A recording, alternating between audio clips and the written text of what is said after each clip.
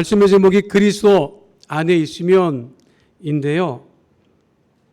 그 작년인가요? 화제가 되었던 흑백 요리사라고 하는 프로그램이 한국뿐만 아니라 전 세계적으로 화제가 된 적이 있습니다.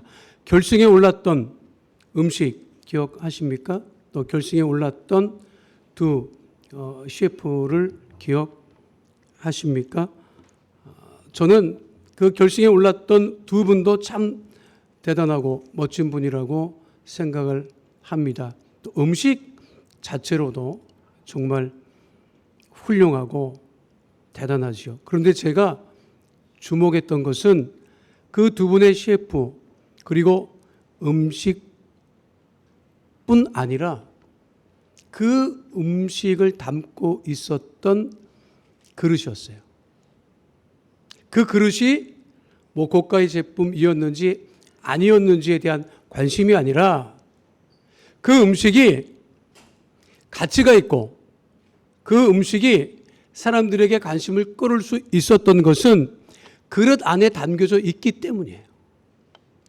그 음식이 아무리 맛있고 뭐 최고에 가는 음식이라 할지라도 바닥에 버려져 있으면 그건 아무런 가치도 그리고 누구도 관심을 갖지 않고 쓰레기로 취급합니다. 우리들은 지금 어디 안에 있습니까? 지금 안에 있습니까? 밖에 있습니까?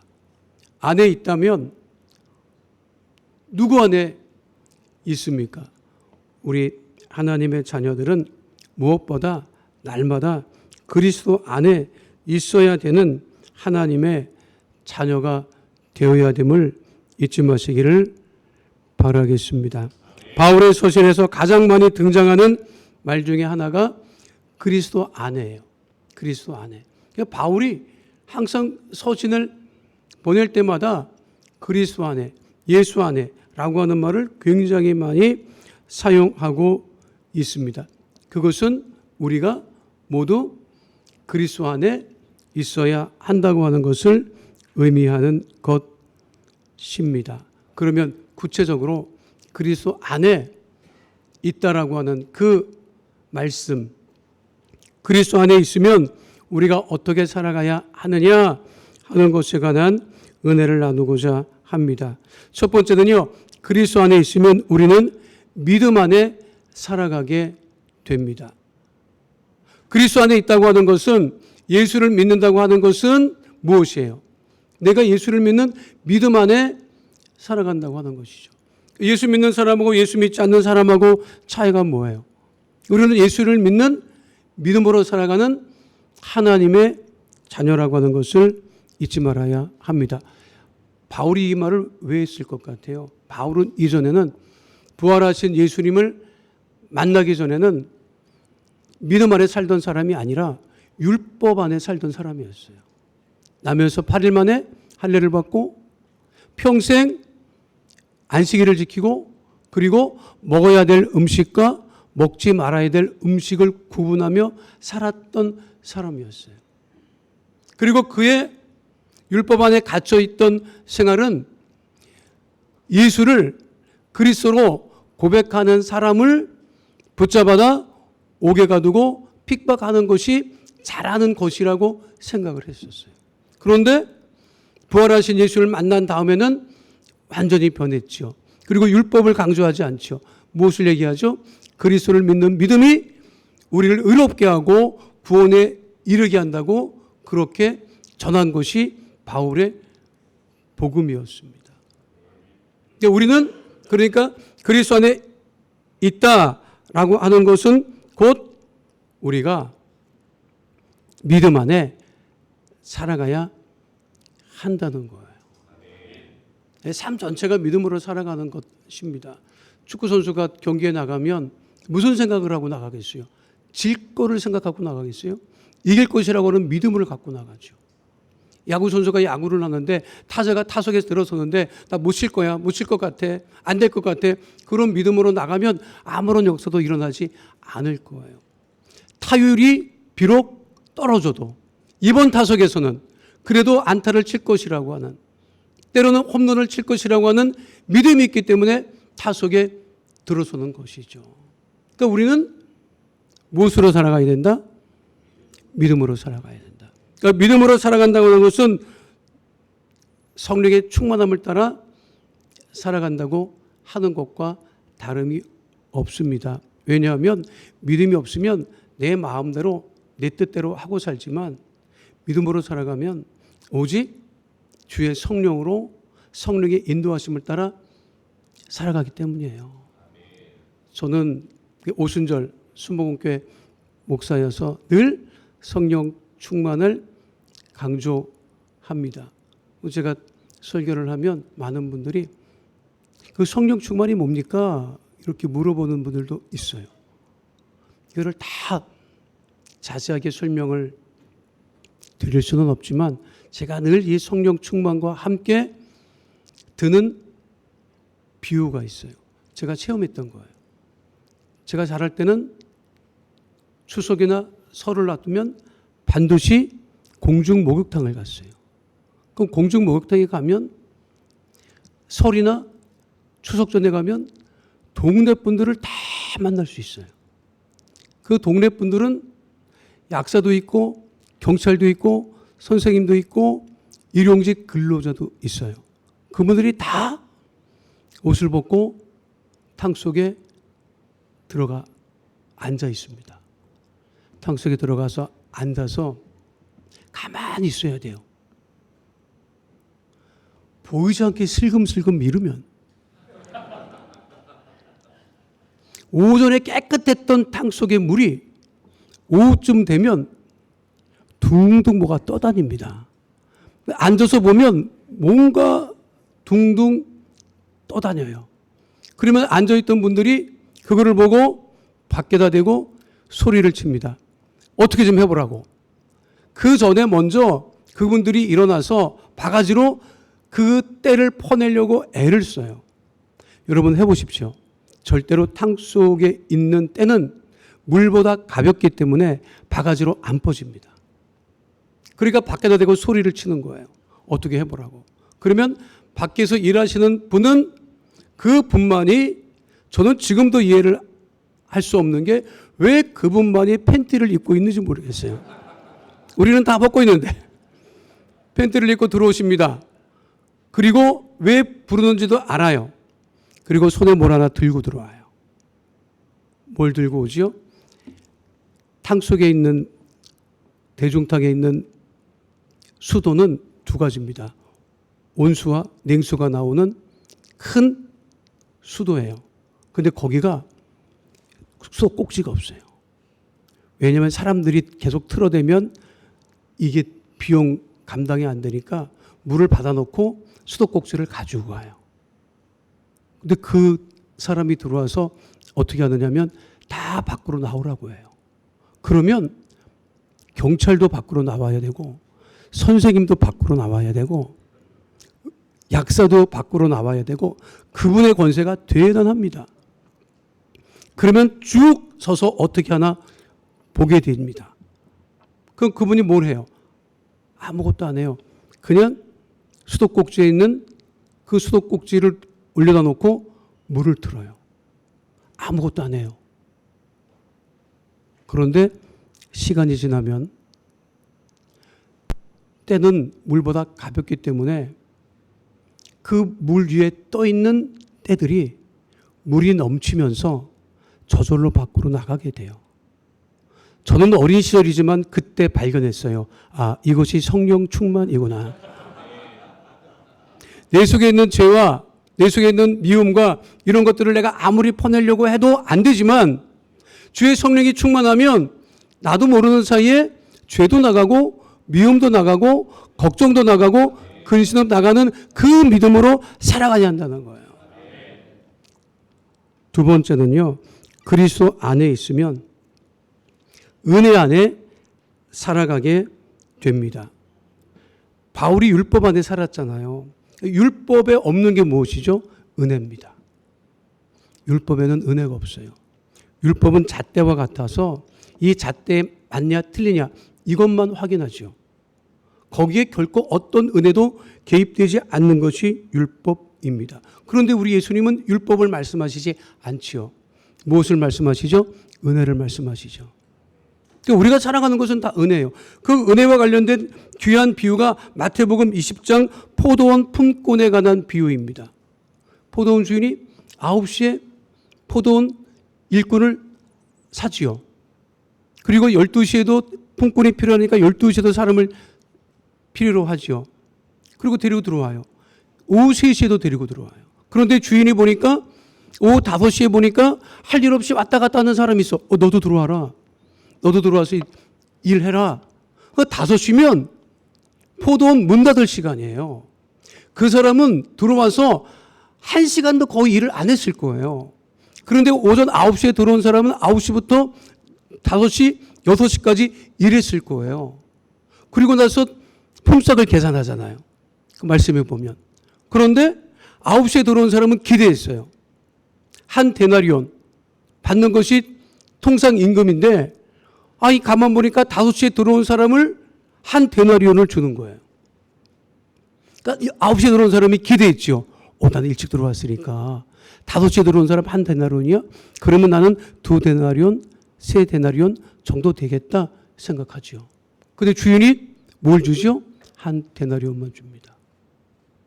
그리고 그 사람이 뭐라고 그래요?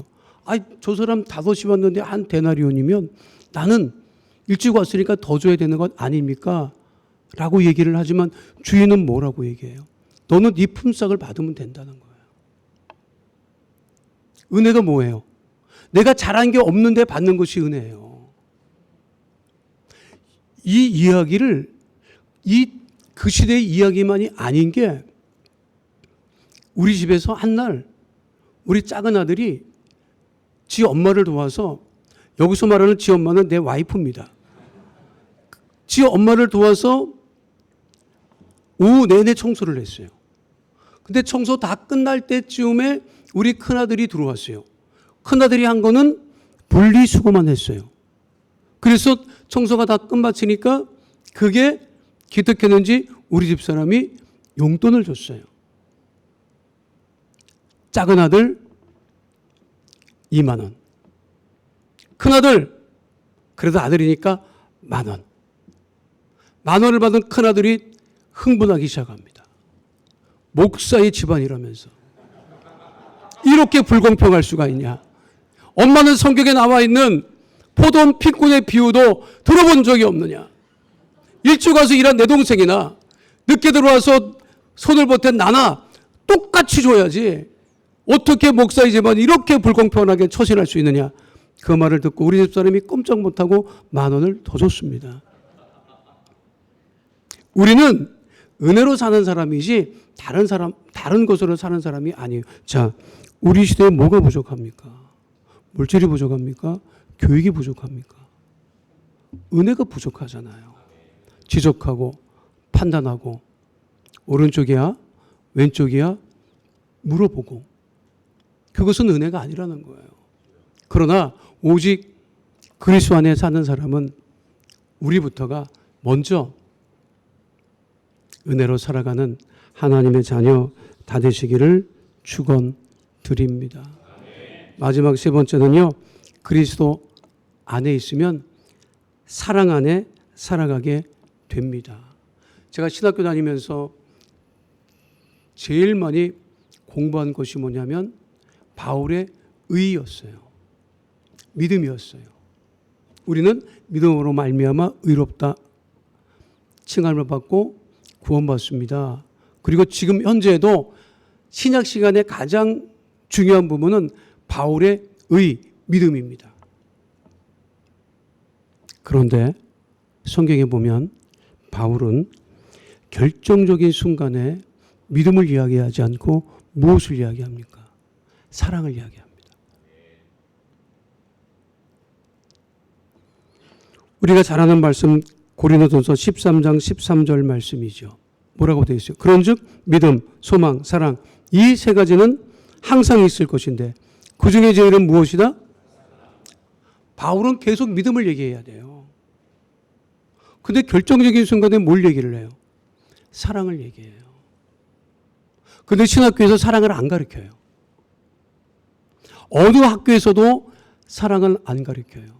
서울대학에서도 사랑 가르치지 않습니다. 하버드 대학에서도 사랑 가르치지 않습니다. 행복학은 있다는 얘기는 들었어요. 근데 사랑은 얘기하지 않아요. 너무 익숙해서 얘기하지 않을까요?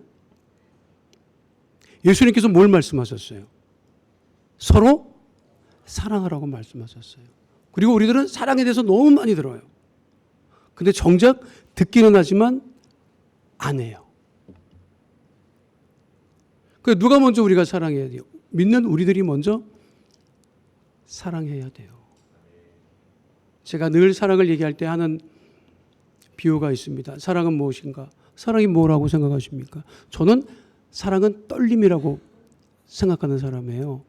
사랑하면 어떻게 한다? 떨린다. 사랑하면 심장이 두근거린다. 연애할 때 두근거리죠. 연애할 때 손이라도 한번 잡아볼까 하면 두근거리죠. 연락이 오면 그 사람이 아닌가 두근거리죠. 살면 살수록 두근거려야 돼. 살면 살수록 떨려야 돼. 예수를 믿으면 믿을수록, 예배를 드리면 드릴수록, 예배 시간이래, 예배 드리러 간대. 그리고 두근거리고 떨려야 돼요. 두근거리고 떨리십니까?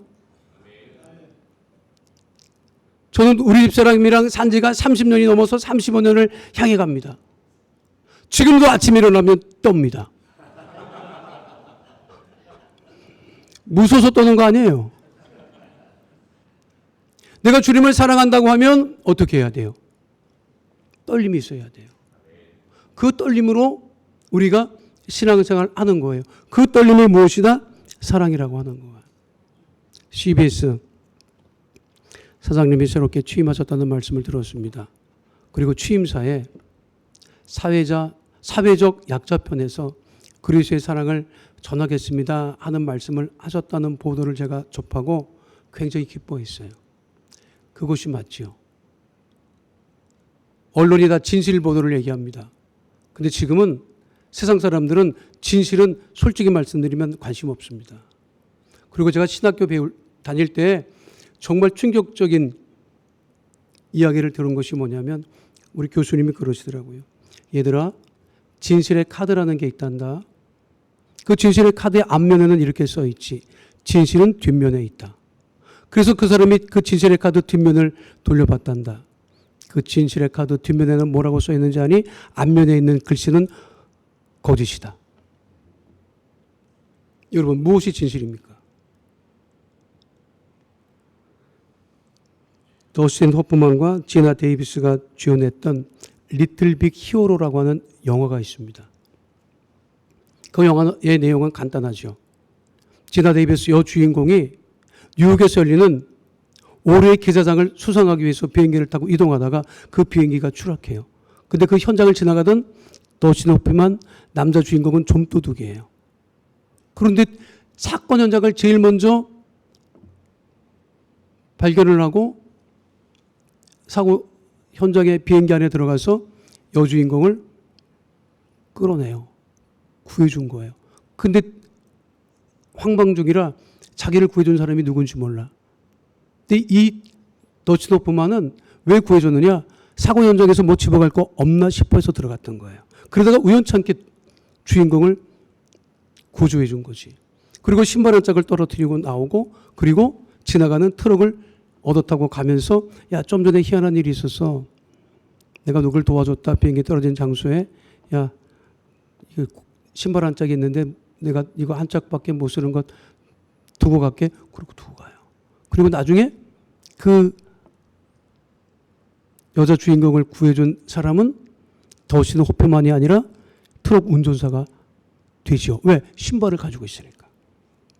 그때 그 여주인공이 올해의 기사상을 받으면서 한 말이 있습니다.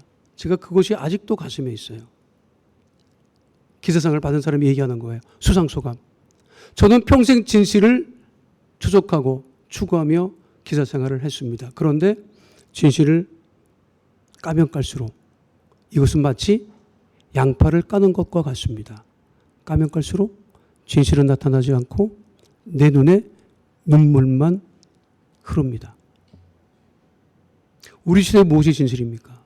중요한 것은 진실입니까? 중요하죠. 그러나 그것보다 더 중요한 것은 사랑이라고 하는 것을 잊지 마시고 오직 그리스도 안에 믿음으로, 은혜로, 사랑으로 살아가는 하나님의 자녀 다 되시기를 축원드립니다. 거룩하신 아버지 하나님, 그리스도 안에 있으면 새로운 피조물이라 말씀하셨는데 그리스도 안에 믿음으로, 오직 은혜로, 오직 사랑으로 살아가는 하나님의 자녀 다 되어지게 하여 주시옵소서. 주님께 모든 영광을 올려드리며 예수의 이름으로 기도하옵나이다. 아멘. 알고 묘한 그 말씀, 생명의 말씀은 귀한 그 말씀 진실로 생명의 말씀이 나의 길과 믿음 밝히 보여주니 아름답고 귀한 말씀 생명샘이로다. 아름답고 귀한 말씀 생명샘이로다. 귀한 주님의 말씀은 내 노래 되도다. 모든 사람을 살리는 생명의 말씀을 값도 없이 받아 생명 길을 가니 아름답고 귀한 말씀 생명샘이로다. 아름답고 귀한 말씀 생명샘이로다.